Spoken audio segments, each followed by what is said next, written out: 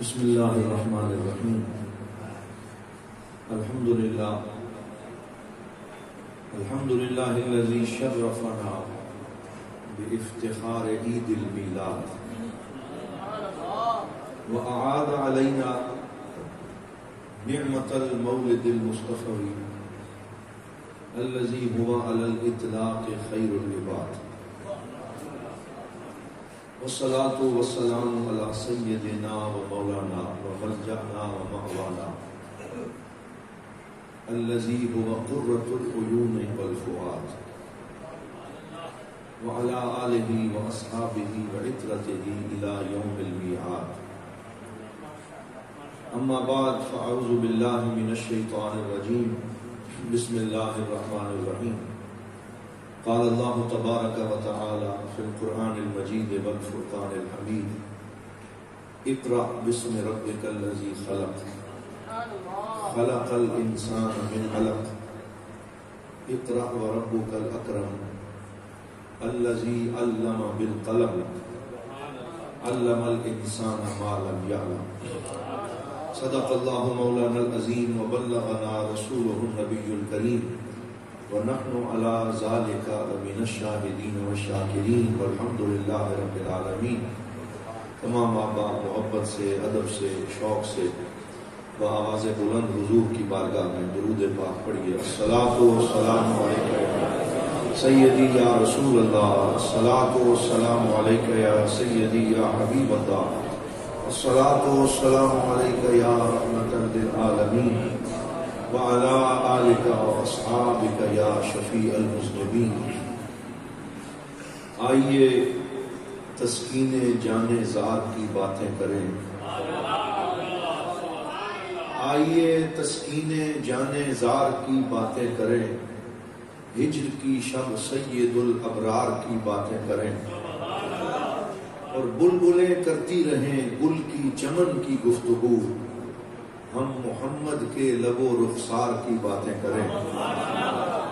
اور ہم تو اختر شاہ طیبہ کے ہاتھوں بک گئے، کرنے والے مصر کے بازار کی باتیں کریں.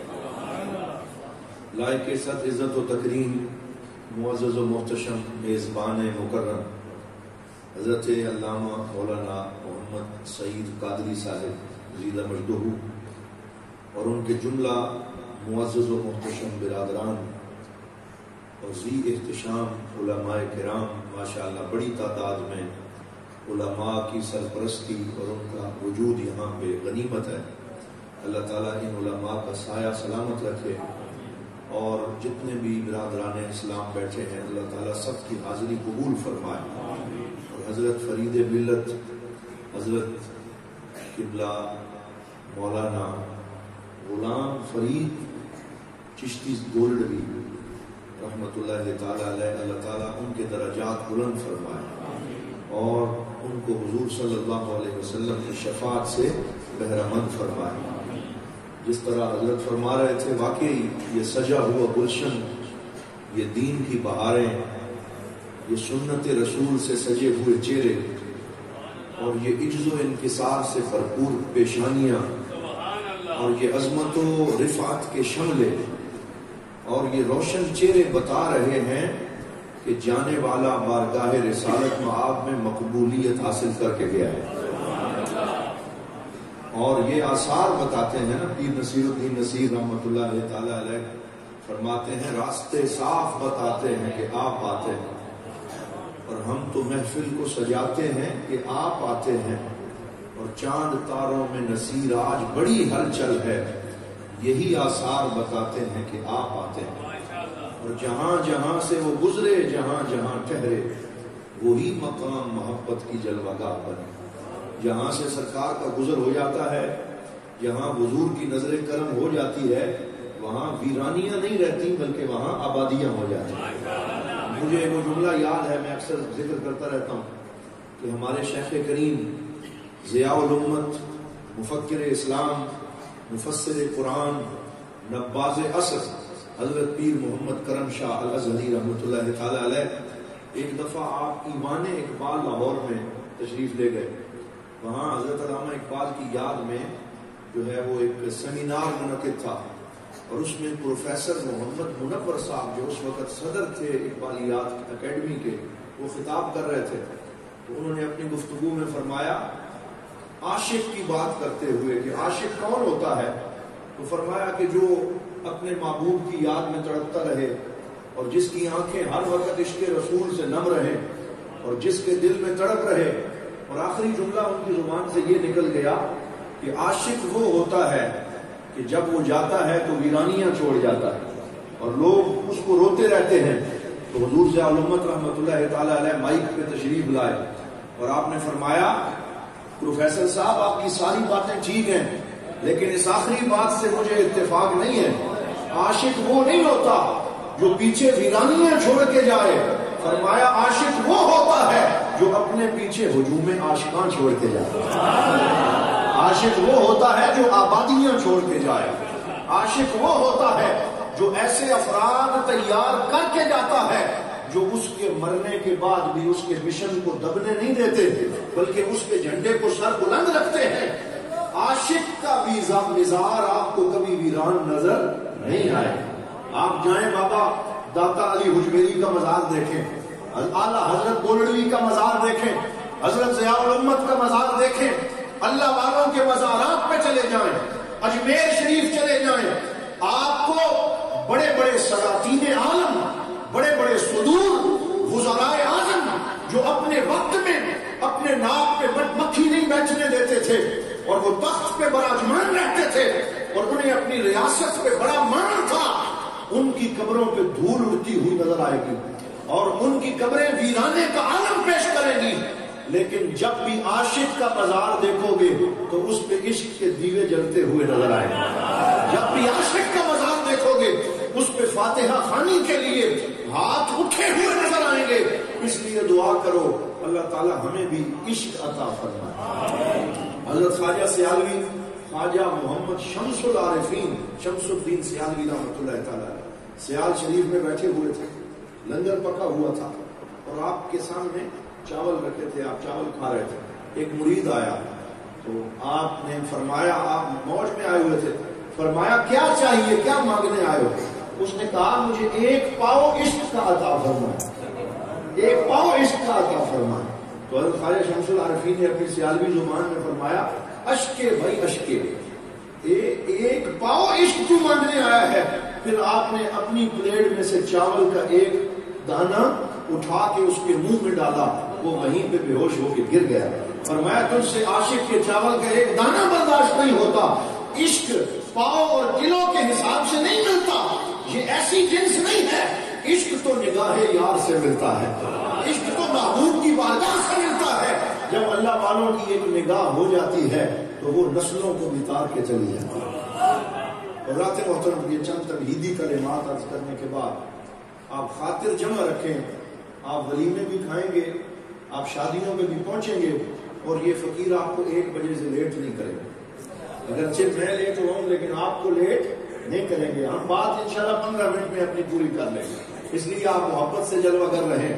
آئیے میں آپ کی خدمت میں یہ عرض کروں کہ علم کی اہمیت کیا ہے، اور حضور صلی اللہ علیہ وآلہ وسلم ہمیں علم کا جو ایک رستہ اور مشن عطا فرما کے گئے. اس پہ 2 روایات عرض کرتا ہوں. ایک روایت حضرت سیدنا ابو دردہ رضی اللہ تعالیٰ عنہ کی ہے، علماء جلوہ گر.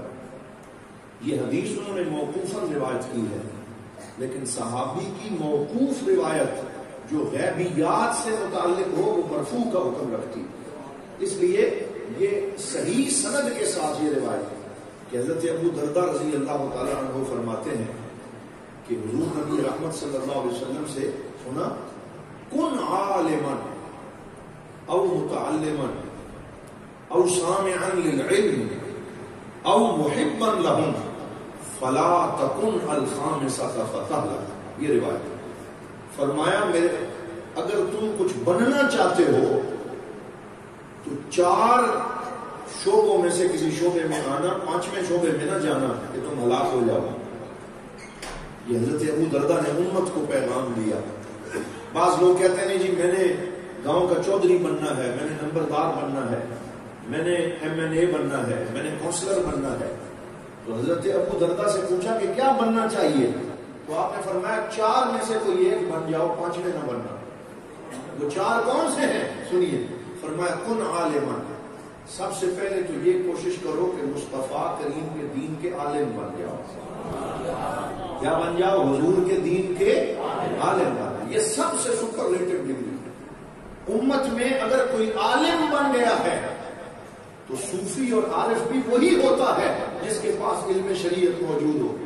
علم شریعت کے بغیر تصوف کا کوئی وجود نہیں ہے۔ یہ ہم نے یار لوگوں نے داستانیں بنا لی ہیں کہ جس نے جو ہے وہ تصوف کا روپ دھار لیا وہ صوفی ہے۔ صوفی وہی ہے جو علم طریقت بعد میں سیکھتا ہے، علم شریعت پہلے سیکھتا ہے۔ تو فرمایا عالم بن جاؤ، کیونکہ یہ عالم بننا یہ وہ دائرہ ہے جس میں سرکار دو عالم صلی اللہ علیہ وسلم نے خود اپنی ذات کو رکھا۔ جب آپ سے پوچھا گیا آپ کا ڈیزگنیشن کیا ہے، آپ کا سٹیٹس کیا ہے، آپ کا تعارف کیا ہے، تو حضور یہ بھی تو فرما سکتے تھے کہ میں نبی ہوں، رسول ہوں، بے شک آپ ہیں، لیکن جب آپ نے اپنا تعارف کروایا تو فرمایا انما بعثت معلما، میرے رب نے مجھے معلم کائنات بنا کے بھیجا، مجھے ٹیچر بنا کے بھیجا، مجھے عالم بنا کے بھیجا۔ تو ہمارے ایک استاذ شیخ ابو امامہ، وہ ابھی بھی موجود ہیں، ترکی میں آج کل ہوتے ہیں، وہ فرمایا کرتے تھے کہ جو عالم بن جائے اسے اپنے مقدر پہ ناز کرنا چاہیے کہ وہ اس لائن میں لگ کے کھڑا ہو گیا ہے جس لائن کے سرے کے اوپر خود نبیوں کا تاجدار موجود ہے، خود حضور جلوہ فرما ہے۔ تو عالم سے بڑا کوئی اور رتبہ ہو سکتا نہیں۔ اللہ تعالیٰ ہمیں علم دین عطا فرمائے۔ تو فرمایا کن عالما، عالم بن جاؤ، اور اگر یہ نہیں ہو سکتا فرمایا او متعلما، تو چلو دین سیکھنے والے بن جاؤ، متعلم بن جاؤ، طالب علم بن جاؤ۔ اگر عالم نہیں بنے تو طالب علم بن جاؤ۔ یہ بھی گھاٹے کا سودا نہیں، یہ بھلے کا سودا ہے۔ جو طالب علم ہے وہ بہاروں کے اندر زندگی بسر کرتا ہے۔ حضرت شیخ سعدی کو 40 سال کی زندگی ضائع کرنے کے بعد خیال آیا کہ میں کیا کرتا رہا، مجھے تو علم کی طرف آنا چاہیے۔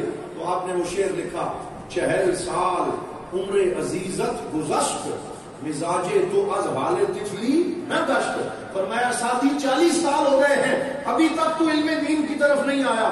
40 سال کی عمر میں خیال آیا، سب کچھ چھوڑ چھاڑ کے اپنے استادوں کے قدموں میں بیٹھ گئے، اور صرف 10 سال کی مدت میں شیخ سعدی نے پوری امت کا قرض اتار کے رکھ دیا۔ گلستان لکھی، بوستان لکھی، کریمہ لکھی، اور کتابوں کی لائن لگا دی، اور شیخ سعدی کی ایک ایک کتاب قرآن و سنت کے نور سے مستنیر ہے۔ پھر شیخ سعدی کو وہ مقام نصیب ہوا جب طالب علم بنے، 40 سال کی عمر میں مقام نصیب ہوا، قلم اٹھایا تو کیا لکھا، بلغ العلا بکمالہ، کشف الدجا بجمالہ، حسنت جمیع خصالہ۔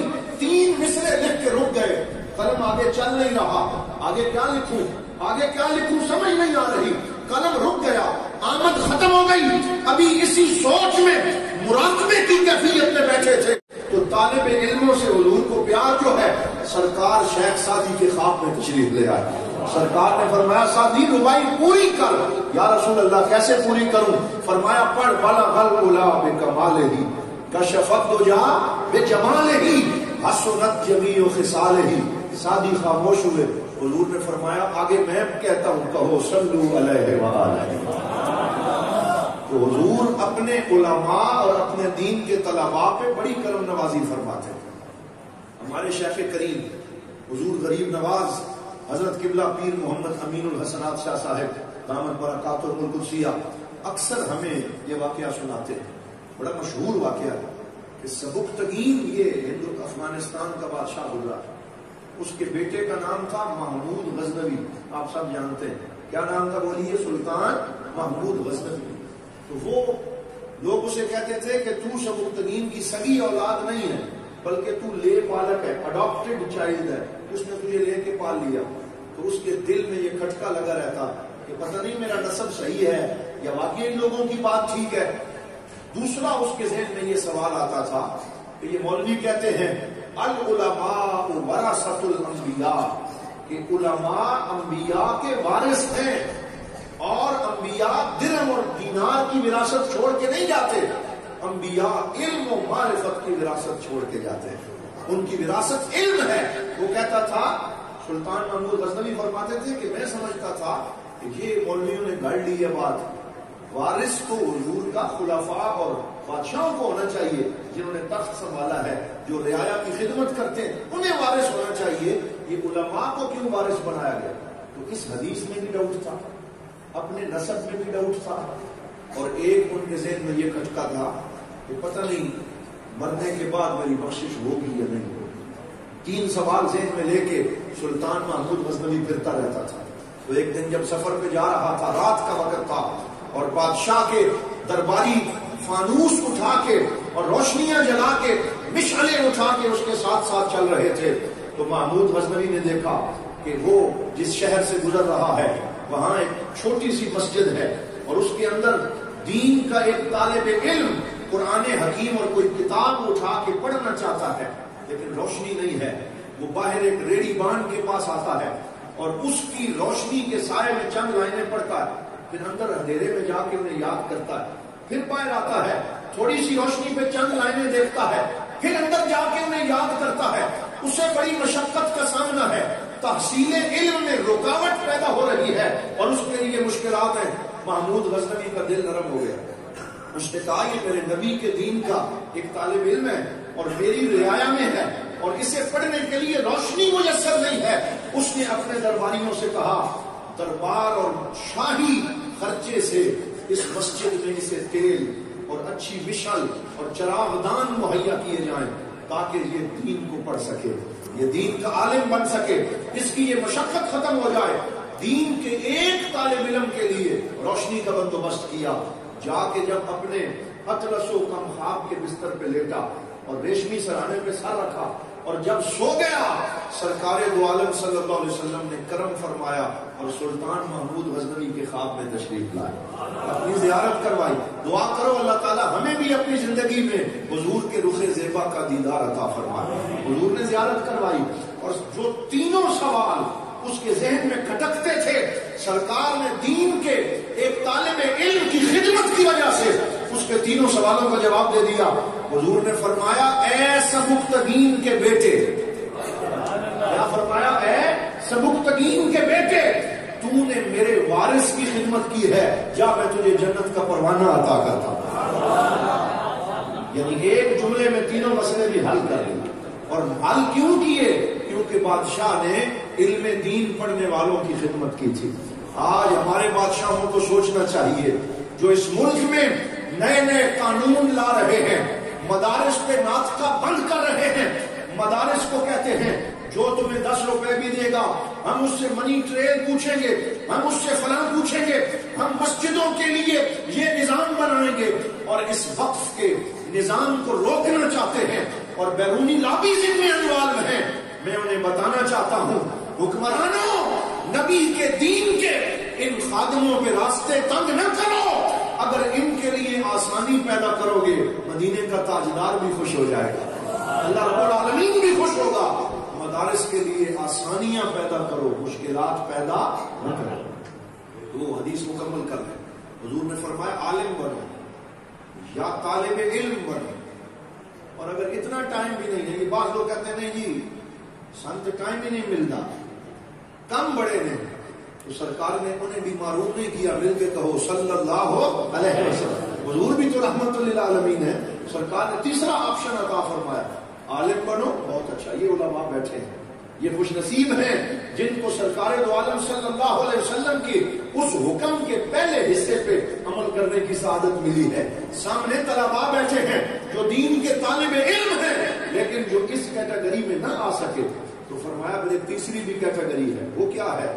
فرمایا اوسام لہم، تو فرمایا اگر عالم نہیں بن سکے کوئی بات نہیں، طالب علم نہیں بن سکے کوئی بات نہیں، جہاں دین کی باتیں ہو رہی ہوں بیٹھ کے انہیں سن لیا کرو، اس کے لسنر بن جاؤ، اس کے سامنے بن جاؤ، تو جو کرم ان پہ ہو رہا ہے، جو علماء کے پاس بیٹھیں گے ان کی جھولی بھی خالی نہیں رہے گی۔ فرمایا ہم ان کی جھولی کو بھی اپنی خیرات سے لبریز فرما دیں۔ لسنر بن جاؤ، سامنے بن جاؤ، لأنہم قوم لا یشقى جلیسہم، یہ اللہ والے وہ ہوتے ہیں کہ جن کے پاس بیٹھنے والا بدبخت نہیں رہتا، سعادت مند بنا دیا جاتا۔ تو آپ خوش نصیب ہیں جنہیں علم سننے اور حضور کی باتیں سننے کا ٹائم ملا ہوا ہے۔ کوئی چوک چوراہے میں بیٹھ کے سگریٹ پی رہا ہے، کوئی غیبت میں مشغول ہے، کوئی اپنی زمین کو سیدھا کرنے میں مشغول ہے، کوئی حکمرانوں کے ایوانوں کے چکر کاٹ رہا ہے، کوئی عدالتوں کے اندر اپنے کیس بھگتا رہا ہے۔ خوش نصیب ہو تم لوگ جنہوں نے اپنا آرام چھوڑا، دنیا کے لیے نہیں چھوڑا، مصطفیٰ جان رحمت پہ درود پڑھنے کے لیے چھوڑا، حضور کا ذکر کو سننے کے لیے چھوڑا ہے، دین کی باتیں سیکھنے کے لیے چھوڑا۔ فرمایا عالم بنو یا متعلم بنو یا علم کے سامع بنو۔ اور چوتھا فرمایا اگر اتنا ٹائم بھی نہ مل سکا، کچھ ایسے بھی ہوں گے جن کو اتنا ٹائم بھی نہیں ملے گا، ایک چوتھی کیٹیگری بھی ذکر کر دی، او محبا لہم۔ فرمایا عالم بننے کا ٹائم نہیں ملا، طالب علم بننے کا ٹائم نہیں ملا، سننے کا ٹائم نہیں ملا، چلو اپنے کاروبار کرتے رہو، لیکن تمہاری محبت دنیا داروں کے ساتھ نہیں ہونی چاہیے، تمہاری محبت دین کی خدمت کرنے والوں کے ساتھ ہونی چاہیے، ان کے محب بن جاؤ۔ میں اس محب کا ترجمہ یوں کر سکتا ہوں، ان کے فیسیلیٹیٹر بن جاؤ، ان کے سہولت کار بن جاؤ، ان کے لیے معاملات کو آسان بنانے والے بن جاؤ، ان کی مالی مدد کرنے والے بن جاؤ، تاکہ قیامت کے دن جب تم سے پوچھا جائے تم نے علم حاصل کیوں نہ کیا، تو تم کہو یا اللہ میں اپنے بچوں کا رزق پال رہا تھا، اپنے بچوں کا رزق کما رہا تھا، لیکن اس میں سے میں اپنے خالص رزق میں سے میں نے حصہ اداکاروں پہ نہیں لٹایا، گلوکاروں کو نہیں دیا، میں نے اس کو فضول کاموں میں ضائع نہیں کیا، بلکہ میں اپنا رزق حضور کے غلاموں کی خدمت میں پیش کرتا ہوں۔ تو یہ چار شعبے ہمیں حضور عطا فرما کے گئے، عالم بنو، طالب علم بنو، یا سامع بنو، یا محب بنو، اور آگے فرمایا فلا تکن الخامسۃ فتعلم۔ اگر ان چاروں کے علاوہ کسی پانچویں شعبے میں گئے تو ہلاک ہو جاؤ۔ ہلاک کیوں ہو جاؤ گے؟ علم کے ماحول سے دور ہو جاؤ۔ اور ہم اقرا والی امت ہیں، اقرا والی امت سے مراد یہ ہے ہمارے اوپر پہلی وحی ہمارے نبی پہ غار حرا میں جو ہوئی ہے، وہ وحی یہ نہیں تھی کہ آپ کاروبار کریں، وہ وحی یہ نہیں تھی کہ آپ سیاست کریں، وہ وحی تھی اقرا بسم ربک الذی خلق، اپنے اس رب کے نام سے پڑھیں جس نے آپ کو پیدا فرمایا۔ تو اقرا والی امت پڑھنے سے دور ہو جائے تو اس سے بڑی بدنصیبی اور کیا ہو سکتی۔ آخری بات عرض کرتا ہوں، میرے پاک نبی صلی اللہ علیہ وسلم ایک دن مسجد نبوی میں اپنے حجرے سے باہر تشریف لائے۔ یہ بڑی سننے والی بات ہے، نماز پڑھائی، حجرے میں چلے گئے، اور تھوڑی دیر کے بعد حضور حجرے سے باہر آئے، آخری بندے تک سارے کہہ دو صلی اللہ علیہ وسلم۔ یہ میں اس لیے کہتا ہوں، حضور نے فرمایا بخیل ہے وہ شخص جو میرا نام سنے اور میرے اوپر درود نہ پڑے۔ بخیل نہیں بننا، پھر کہو صلی اللہ علیہ وسلم۔ تو حضور اپنے حجرے سے باہر تشریف لائے، دیکھا کہ مسجد نبوی میں دو حلقے بنے ہوئے ہیں، یہ بخاری شریف میں حدیث ہے۔ حلقے سے مراد دو دائرے ہیں، ایک دائرہ صحابہ کا دائیں طرف ہے اور ایک بائیں طرف ہے، دونوں الگ الگ کام کر رہے ہیں۔ دائیں طرف والے ذکر میں مشغول ہیں، اللہ اللہ کر رہے ہیں، تسبیحات پڑھ رہے ہیں، قرآن کی تلاوت کر رہے ہیں، ذکر و فکر کر رہے ہیں، اور بائیں طرف والے دائرے میں بیٹھے ہوئے علم دین کے مسائل سیکھ رہے ہیں، سکھا رہے ہیں۔ نکاح کا مسئلہ کیا ہے، طلاق کا کیا ہے، وضو کا کیا ہے، استنجے کا کیا ہے، وہ ایک دوسرے سے مسائل پوچھ رہے تھے، سوال جواب کر رہے تھے، ڈیبیٹ کر رہے تھے، علم سیکھ رہے تھے۔ جب حضور کا دروازہ کھلا حجرے کا اور سرکار باہر آئے تو پوری مسجد نبوی میں حضور کی خوشبو پھیل گئی، اور سرکار دو عالم صلی اللہ علیہ وسلم کے نور سے مسجد مہک اٹھی۔ اب دونوں طرف کے صحابہ کے دل دھڑکنے شروع ہو گئے، اور ان کی خواہش ہوئی کہ حضور ہماری مجلس کی صدارت فرمائے۔ ذکر والوں نے کہا ہمارے پاس سرکار آ کے صدارت فرمائے، علم والوں نے کہا حضور ہمارے پاس قدم رجع فرمائے۔ حضور صلی اللہ علیہ وسلم نے چند لمحے توقف فرمایا، اور پھر آپ کے قدم علم والوں کی طرف اٹھ گئے۔ کس طرف اٹھ گئے؟ علم والوں کی طرف اٹھ گئے، اور حضور ان کے اندر جا کے بیٹھ گئے. اور پھر سرکار نے فرمایا کلہم علی خیر، کہ یہ بھی اچھا کام کر رہے ہیں، یہ بھی اچھا کام کر رہے ہیں. وَلَٰكِنَّنِي بُعِثْتُ مُعَلِّمًا، لیکن میرے رب نے مجھے معلم کائنات بنایا ہے. قیامت تک اگر میں بیٹھوں گا تو علم پڑھنے پڑھانے والوں کے ساتھ بیٹھوں گا. یہ سرکار کی پسند ہے، یہ حضور کا اختیار ہے. میں اٹک والوں آپ سے پوچھتا ہوں، یہ سوال آپ کے ذہنوں پہ دستک دیتا ہوا چھوڑ کے جاتا ہوں. سرکار کو تو جب اختیار دیا گیا تو حضور نے علم کی مجلس کو پسند کیا. آج 15ویں صدی میں اگر ہمیں اختیار دیا جائے کہ اٹک کے ایک چوک میں قوالی ہے اور ایک چوک میں دین سکھانے والے بیٹھے ہوئے ہیں، تو ہمارے قدم کس طرف اٹھیں گے یہ ذرا آپ خود دیکھ لیجیے. کس طرف اٹھ رہے ہیں، کہاں ہم جا رہے ہیں. میں دعوے سے کہتا ہوں آپ دونوں چوکوں کے اندر 2 پروگرام رکھیں. ایک طرف مسائل دین سکھانے والے علماء کو بلائیں، دوسری طرف داڑھی منڈے نعت خان بلائیں. تو آپ کو مجمع نعت خانوں کے پاس نظر آئے گا، علماء کے پاس نظر نہیں آئے گا.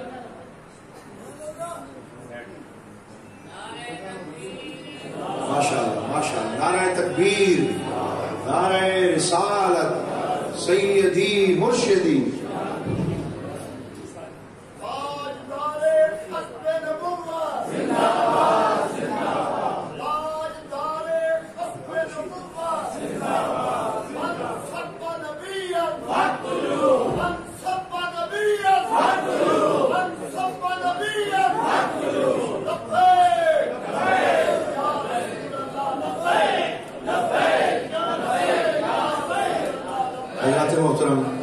میرے لیے بھی یہ سعادت کی بات ہے کہ ہماری اس نشست میں شیخ الحدیث حضرت قبلہ علامہ محمد صدیق نقشبندی صاحب زیدہ مجدہ جلوہ گر ہوئے ہیں، اور الحمدللہ ہماری سعادت ہے کہ ہم باتیں بھی علم والوں کی کر رہے ہیں. ساری بات ہی علم والوں کی ہو رہی ہے.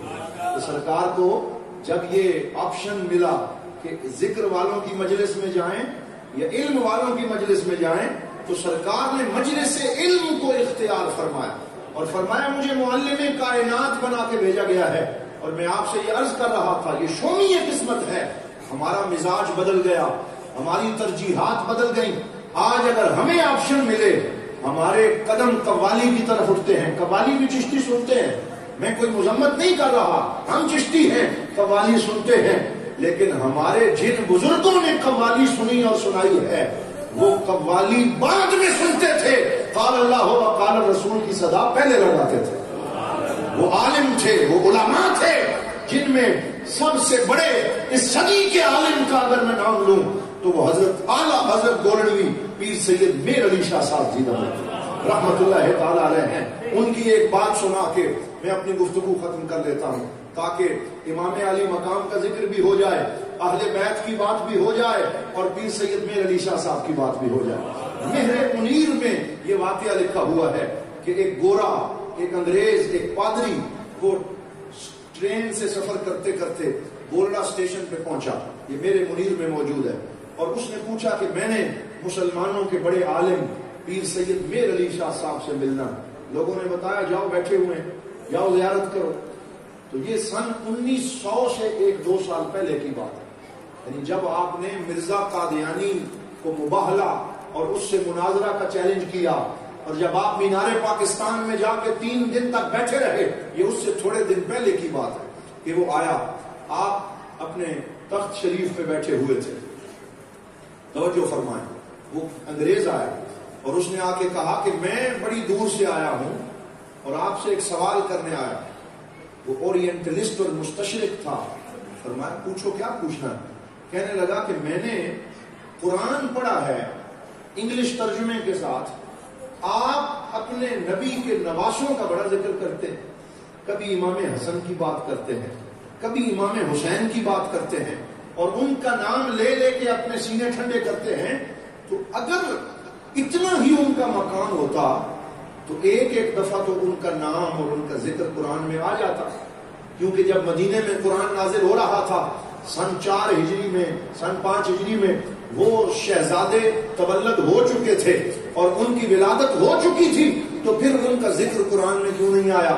حضرت زید کا ذکر آ گیا، اور حضرت سیدنا ابو بکر صدیق کی صحابیت کے اوپر بھی نص آ گئی، اذ یقول لصاحبہ لا تحزن ان اللہ معنا۔ امام حسن کا ذکر کیوں نہیں آیا؟ امام حسین کا کیوں نہیں آیا؟ بڑا چپتا ہوا اس نے سوال کیا۔